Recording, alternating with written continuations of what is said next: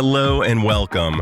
I'm Dr. Adam Dorsey, a psychologist in Silicon Valley, and I am the host of Super Psyched, a podcast dedicated to supercharging your life. Each episode contains fun, high-quality interviews with experts looking at psychology from all angles. Super Psyched is your tool to get more of what you want in your life and less of what you don't. What is real magic? My guest story starts with Jim, a boy who loved magic tricks. Jim was from a small town and poor. His family life was challenging. One day, he went to a local magic shop in search of new tricks. Upon entering, Jim was greeted by the mother of the owner, who offered to teach him real magic in addition to the tricks that were being sold there. This real magic came in the form of various exercises in meditation, self-compassion, and visualizations about a future that he began to imagine. My guest, Dr. James Doty, has done a lot with his life since he left his small town. He is a highly regarded neurosurgeon. He is also the director of the Center for Compassion and Altruism Research and Education at Stanford University School of Medicine. In addition, he's the author of a beloved book called Into the Magic Shop that describes an extraordinary story featuring his humble past, his relationship with his mentor Ruth, and the exercises she taught him that played a huge part in catapulting him to huge success. I love Jim's book, and I'm not alone. His Holiness the Dalai Lama said, "This book tells the remarkable story of a neurosurgeon's quest to unravel the mystery of the link between our brains and our hearts." So listen in as Jim and I talk about the real magic of compassion, near-death experiences, visualizing, and unraveling the mystery between our brains and hearts. Dr. James Doty, who has asked me to call him Jim, welcome to Super Psyched. Well, thank you for having me. It's wonderful to be with you, and I'm excited about this. Oh, I've been really looking forward to this. So for my listeners who aren't as familiar with your backstory, can you say a little bit about who you are now and where you came from? In summary, I grew up actually in Lancaster, California, in poverty. My father was an alcoholic. My mother had a stroke when I was a child and partially paralyzed, a seizure disorder, chronically depressed, attempted suicide. Essentially, my entire life at home, we were on public assistance. And it was very challenging because, as you know, unfortunately, when children grow up in these types of environments, they're often traumatized, they're scared, they feel a sense of hopelessness, despair. Many of them are depressed. And unfortunately, the future for many of those children does not bode well. With those types of issues as part of their backstory, oftentimes you see these children with drug and alcohol issues, you see them with mental health issues. But what saved me, if you will, and I don't want to imply my parents didn't love me, they did, but what saved me was walking into a magic shop one day, and the owner wasn't there, but his mother was there.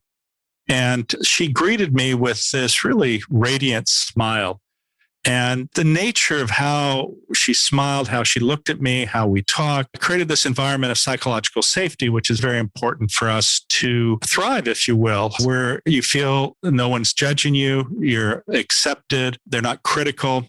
And so we had a conversation. And after about a half an hour or so, she said to me, "I'm here for another 6 weeks. And if you show up, I think I could teach you some things that could really help you." And I did show up. But fundamentally, that conversation with her trajectory of my life, it made me understand that within my power was the ability to accomplish whatever I chose. And that allowed me to believe that I could go to college, go to medical school, become a neurosurgeon, become a successful entrepreneur, become a professor at Stanford. And so that has fundamentally of my life. But the most important thing is understanding of how important it is to be self-compassionate or kind to yourself. And by doing so, it allows you to see through a different lens at other people, where you try to create these environments of psychological safety. You try to be non-judgmental. You try to be accepting. And when you create those types of environments, it allows people to thrive. And so ultimately, I founded a center at Stanford, which the Dalai Lama is the founding benefactor, called the Center for Compassion and Altruism Research and Education. And when I started this about 13 or 14 years ago, really, there was nothing in this space in the world in the sense that this was not really researched, little if at all. It wasn't something that people embraced as an important part of improving an individual's health. And over that course of time, as you've probably seen, in some ways, like mindfulness had a exponential growth in terms of interest since John Kabat-Zinn brought mindfulness-based stress reduction to the US based on a secularized Buddhist practice. And so when I started, as I said, there wasn't that much interest. And in fact, I was told by academics that studying this was a dead end for promotion if you wanted an academic career. But now you look at it, essentially compassion is on the tip of everyone's tongue. It's recognized universally how important it is, especially in the face of the pandemic. And also, I've been fortunate to contribute to called the Oxford Handbook of Compassion Science, which is really a compilation of the latest research in various aspects of this field. And as we were talking about a little bit earlier, I wrote a memoir that incorporates neuroscience and contemplative practice. That was a New York Times bestseller. It's now translated into 40 languages. And also, interestingly enough, a Korean pop music group, BTS, actually used it for the basis for their third album called Love Yourself Tear. And there's a song in there called Magic Shop. So that's my backstory. It's such a great backstory. And it really, I can't help but think of Star Wars and Luke Skywalker being on kind of this dusty planet.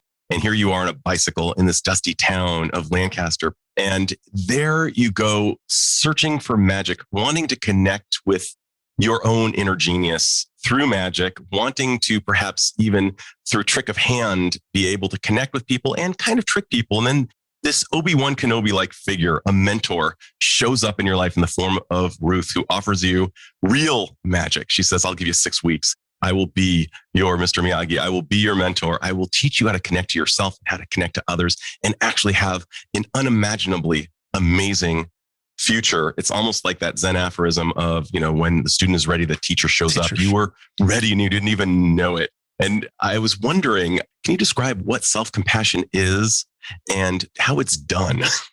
One of the things a lot of people don't appreciate is there's so many children who have childhood trauma. And there's so many people who have this trauma in some ways that has become a monkey on their back. And many of them don't realize it. When you have shame, when you have a sense that you're not good enough, these have a tendency to be drivers of behavior that you may not even appreciate or recognize. And I tell people that when you interact with somebody, oftentimes the interaction you're having really has nothing to do with you per se. Right. It has to do with the drivers of these people's behavior, many of which they don't recognize. And so understanding your own pain and suffering, understanding that the voice that tells you you're not good enough, you're not smart enough, you can't do something, are not truth. They are manufactured narratives based on the tendency of us to have negative things stick to us. If you look at the evolution of our species, negative things put you at risk. And they're very sticky then. When you're relaxed, when you're comfortable, when you're in no fear, that's wonderful and you don't have to worry. And so things that could put you at risk or at least make you feel that you're at risk, because if you don't respond to them, you could be harmed or you could die.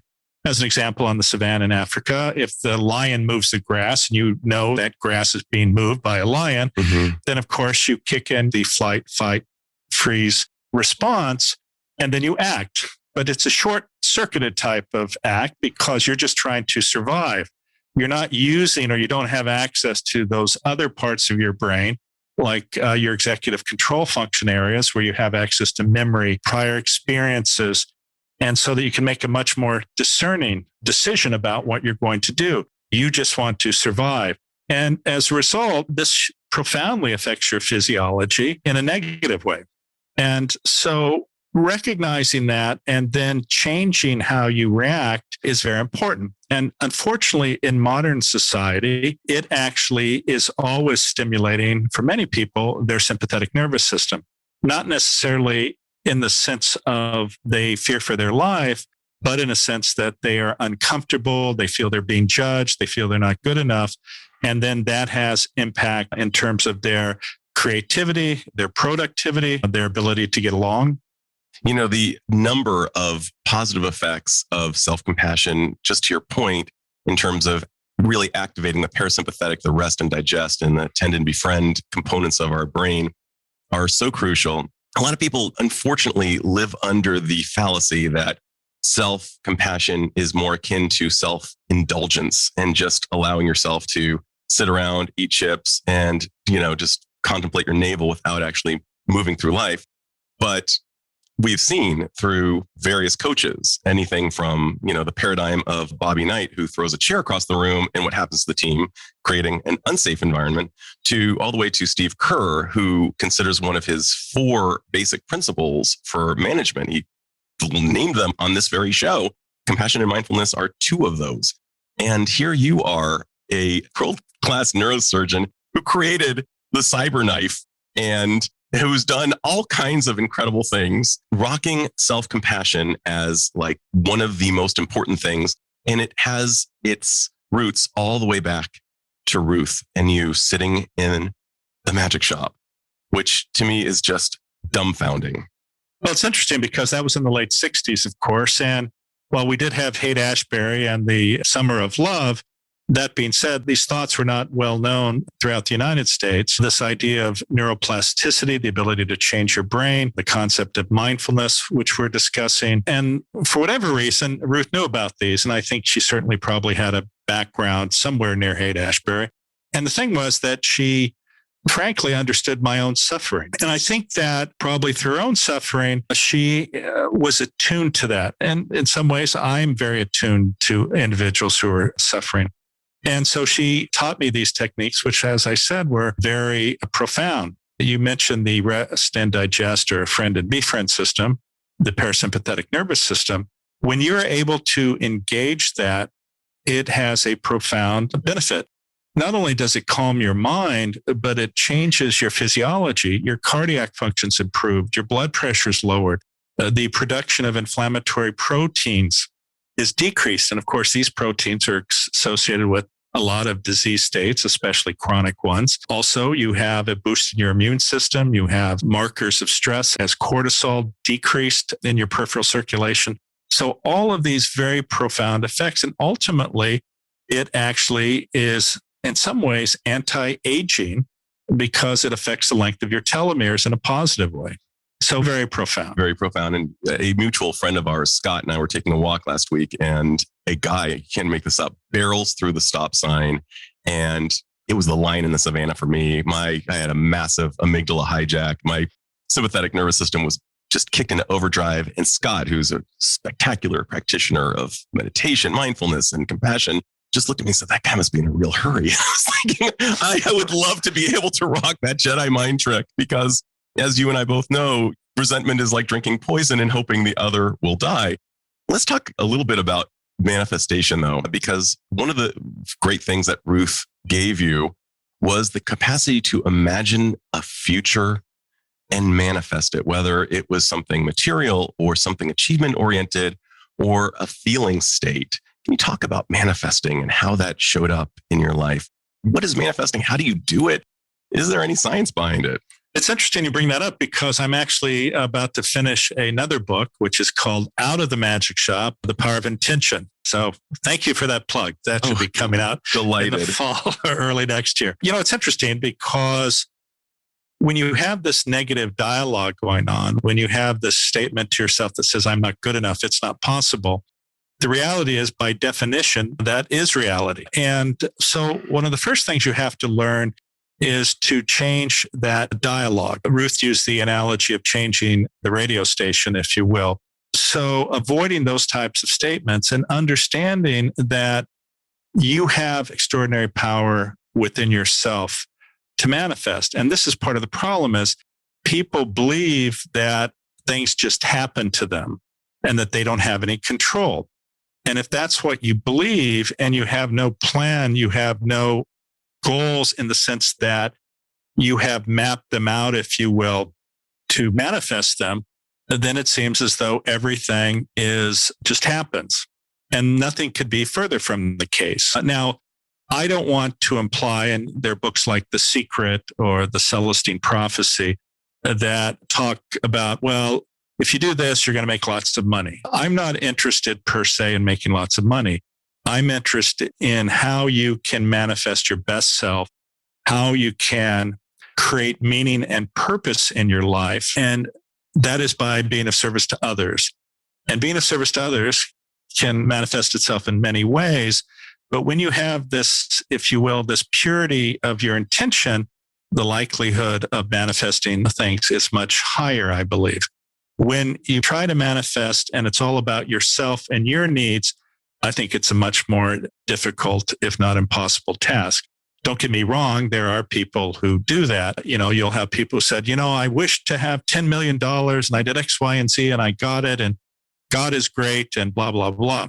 Well, again, while that may happen, I prefer to focus on being of service to others. And the reason is that I focused initially what Ruth taught me on how to deal with my own shame and insecurity. And so I thought if I became a doctor, if I was successful, if I did X, if I did Y, if I was a successful entrepreneur, and here I am driving Porsches, Ferraris, dating beautiful women, living in a penthouse on the top of a building. And I kept thinking, well, if I just do this, I'll be good enough and it'll all be great. I'll be happy. And I kept doing all of this and I was never happy. And in fact, I was more unhappy than I had ever been in my entire life. And I couldn't understand this because society especially tells us if you do X, Y, or Z, you are a success. And I connoted that success with meaning happiness. And I thought the external approval was what would make me happy. And I was wrong. And what ultimately happened was that in 6 weeks, I lost about $80 million and was effectively bankrupt. I was about $3 million in the hole. And of course, in those situations, you get two friends. One friend is your banker, and I had about a $15 million loan out. And the other is your lawyer. And here I went from rags to riches, and then I went to rags again. And the interesting thing is I sat down and reflected on what Ruth had taught me. And I remember I was 12 when I met her, so I really didn't have much self-awareness. I realized that what she had imparted to me was this concept of being of service. And well, don't get me wrong, I was never mean. I never cheated anybody. I was a doctor, a very good doctor. It's just though, it was all about me and what I could do, not looking at it through the lens of how can I be of service. So in this period of reflection, after having lost everything, I went back to the lesson she originally taught me and really went through it step by step and realized this.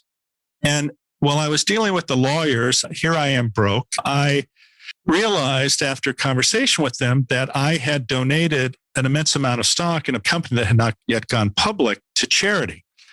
And my lawyers actually had not filed the paperwork. And they said to me, well, look, in your present situation, you're broke. You probably want to hold on to this stock. And I, of course, asked my friends, and basically it was universal that if I gave that stock away, I was an idiot, and that anybody else in my position would hold on to that to pay off their present debts and to have a lot of money in the bank. And I ultimately chose to honor the initial commitment, gave all that stock away. And when the company went public, it was about $30 million.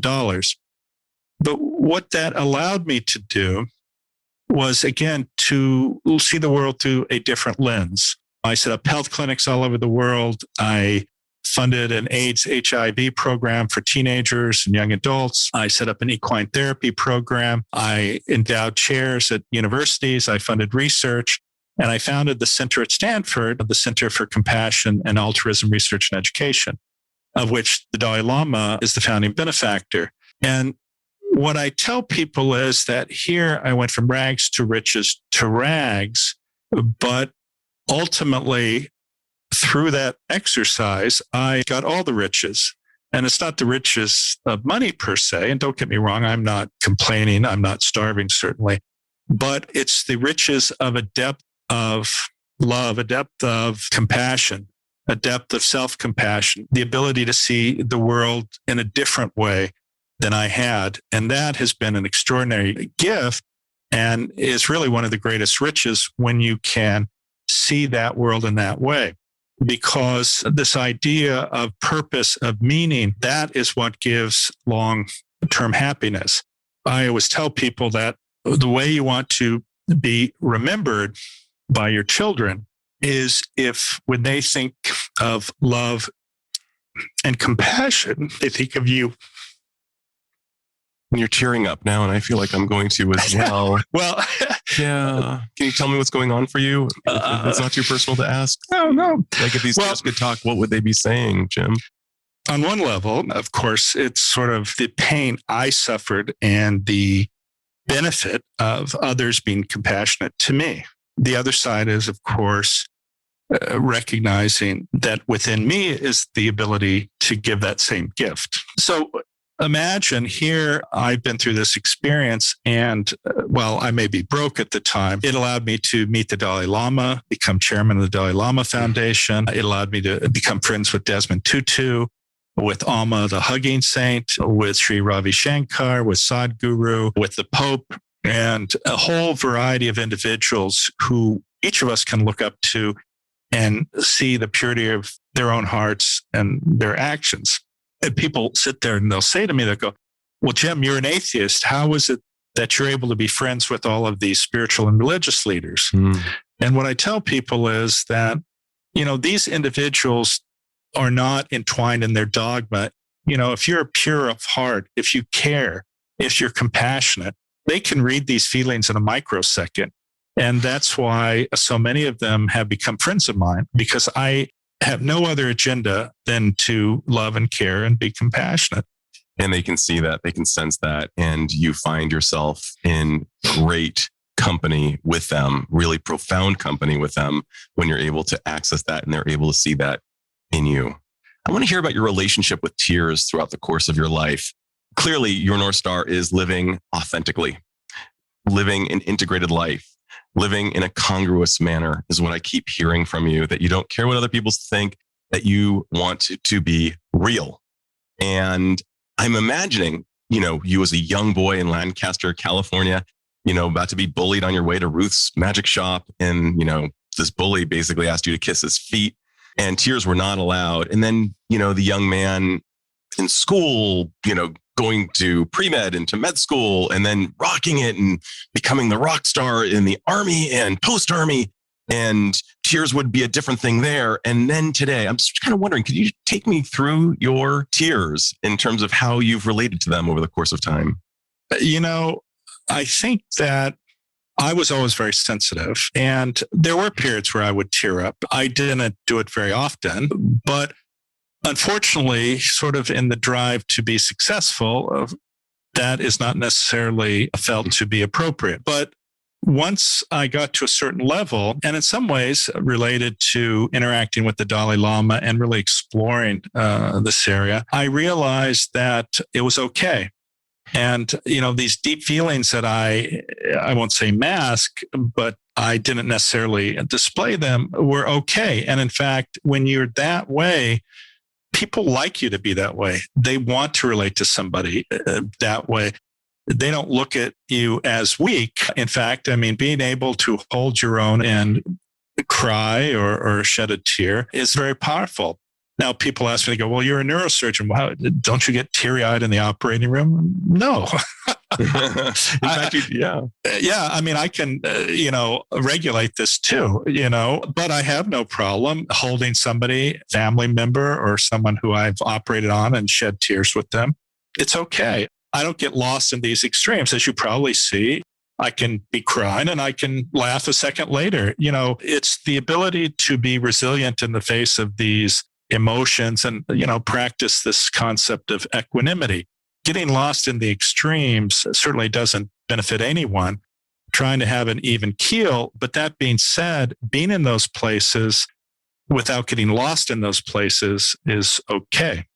I think that's great. And I'm just imagining, because you grew up in a time when masculinity was defined very similarly to the way it was defined in my childhood. James Bond, Indiana Jones, these are the guys that you want to be, and they don't necessarily shed a tear.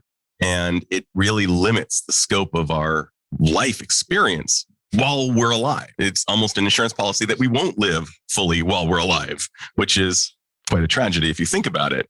And I know I felt closer to you when you shed a tear just now. And I know that you're more full. And I also know that you're able to regulate when you are inside somebody else's brain, quite literally, not figuratively, as you are perhaps extracting a mass from their brain or helping an opera singer maintain her ability to sing after the surgery, and making sure that you don't sweat, and that you're using many of these mindfulness practices to keep your heartbeat at a nice regulated pace so you can perform optimally. And I think that a lot of people may live, again, under the fallacy that these mindfulness practices are for the weak or for the new agey and kind of goofy. But meanwhile, the beneficiaries of these practices are people like the Navy SEALs and people like Jim Doty when he's literally performing brain surgery. Again, it gets back to some of these other misconceptions that, when you do this type of mental training, it gives you an entire tool set that allows you to live in this very complex world without chronic distress. And of course, the nature of the modern world is one we were never evolved for. And so we have this sympathetic nervous system that gets hijacked frequently. And being able to self-regulate is really one of the most important gifts you can give. If you look at schools, teaching children how to have emotion regulation is very important. And ultimately, for all of us, being able to self-regulate your emotions allows you to really see the true nature of reality. You've probably heard of a quote that is attributed to Viktor Frankl, but is not from Viktor Frankl, but it says, you have stimulus and then you have response. And between the two is a pause. And within that pause lies your freedom. And I think that's very true.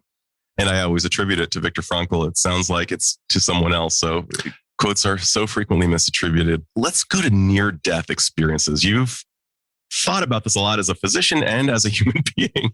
And I was wondering if we could go to NDE, as you call them sometimes, near-death experiences. What do we know? From my own experience, I can comment. There are many people who would like to attribute the events that occur as one is dying to a metaphysical cause. And oftentimes, depending on their religious preference, they'll see Jesus or Buddha or someone. As you know, when you mention NDEs, there's a classic situation where someone is dying. They'll be suddenly going down a river of light. They'll hear voices from their past welcoming them. They'll feel this great warmth. And at the end of this river of light is a extraordinarily bright light that you will merge into. And when you do that, you will be dead.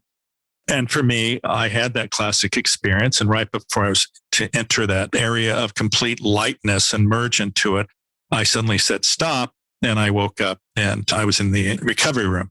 For many people, though, that type of an experience is so profound, so meaningful for them that one, oftentimes it proves their already fixed belief that there's a God or some God or their God.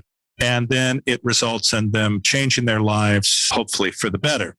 Now, for myself as a scientist, I did not have that experience. There's a lot of literature that shows when you deprive the brain of oxygen, that there's a massive output from your occipital lobes and resulting in this sort of bright light. Or the other aspect is we know that the strongest memories we have are often associated with people who we love and care about.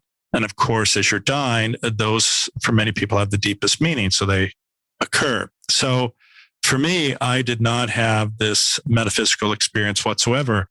I simply looked at it as an event. I understood it from a physiologic point of view, and I chose not to attribute it to a metaphysical cause. Although many people would like to say, isn't that the thing that changed your life? And frankly, the answer is no. What did? Well, I think that period of reflection after losing everything made me truly understand what Ruth had taught me, what it all meant, and what my own purpose is. Now, it was a long path, right? I mean, she taught me these things at 12, but as I was saying earlier, many of us don't have the self-awareness or the insights at 12 to really understand. And during that period of reflection, it gave me that opportunity.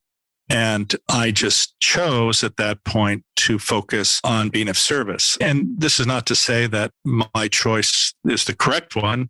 It's the one I choose, and it's the one I think is most meaningful to me. And I frankly think it's probably would be most meaningful to anyone. But as you said, the teacher comes when the student's ready. At that point, all the lessons I had been taught by the teacher came back to me. Amazing. And, Ruth sadly has long since died, I believe, of breast cancer, as you mentioned in the book. And I imagine she still lives in your heart, in your mind, in your occipital lobe, where you might even see her visually. And I'm just wondering, how does she continue to live within you? And if you could have that proverbial magical conversation over a cup of tea with her today, what would you say? Well, certainly I would thank her. And also, in some ways, at least through me, allowed for her own message and meaning to go forth in the world. As you know from reading the book, she was supposed to be visiting her grandson. Right. And the parents had divorced. The father owned the magic shop. The mother lived elsewhere. And apparently there was an argument between the two, which prevented the 10-year-old son from visiting that summer. And in some ways, I benefited by being the surrogate, and I'm forever blessed for that happening. But, as we said, on a metaphysical level, maybe it was meant for me to be the student at that time. Beautiful. And in terms of where she resides in your consciousness at the moment, because she's not dead in a certain way, she lives on in your thoughts and in your actions. What kind of relationship do you share with her today? The reality is that every action I do in some ways is a reflection of honoring her truth. Hopefully, there's always someone in each of our lives who is a beacon that we can turn to when we need guidance. And certainly, I think she's probably one of those people. You mentioned my parents earlier. My parents were very kind and loving, but unfortunately, like so many people who are damaged, they did not have the tools to deal with their own pain. So they sought solace in drugs or alcohol, or it led to mental illness. And it's sad, because each of us has so much potential. And if you can't address these deep wounds of your heart, they continue to cause you pain and suffering. And so she allowed me to understand that and in some ways to be able to sit with that pain. And while I may become teary-eyed or my voice may crack, I understand it's okay. And, I think that's really it. You're talking to the right guy, because I did a TEDx talk called Emotions, the Data Men Miss. So it's all about men and emotions is my favorite topic. So a final question, and it's a fantastical one in nature. If you had suddenly conferred upon you the ability to give the gift of an insight or skill to every living person, what would that insight or skill be? And what do you imagine the effect would be on the individual as well as society at large? Well, I think one of the problems for so many people is that they denigrate their own ability to have an impact, or they feel overwhelmed by the amount of suffering in the world. So they tell themselves, I can't do this. It would take too much effort. It's impossible. But the reality is, every one of us every day has the ability to improve the life of at least one other person. And many people don't understand that. I mean, sometimes just giving a person a smile, sometimes giving a homeless person money or a meal, sometimes just holding someone. And, these things don't cost very much. Yet each of us has the capacity to give those. And when you're able to give to another really selflessly with no expectation of anything, that is, I think, the greatest definition of compassion. There's a quote that is my quote. Attributable to one Jim Doty.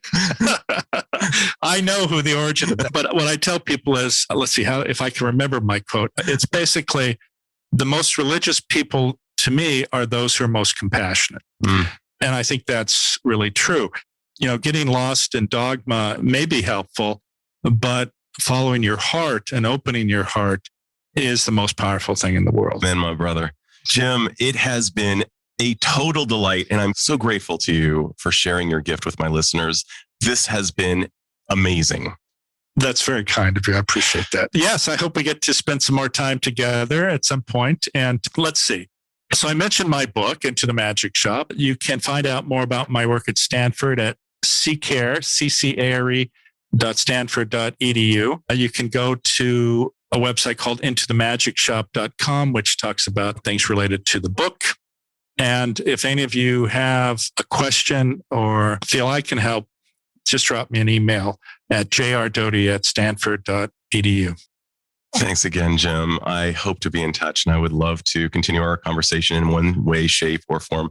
I've only read your book 3 times and listened to your Sounds True presentation at least once and seen you live. So I'm a legitimate geek for your work, and I agree with you. Well, thank you for being such a fan. I appreciate that.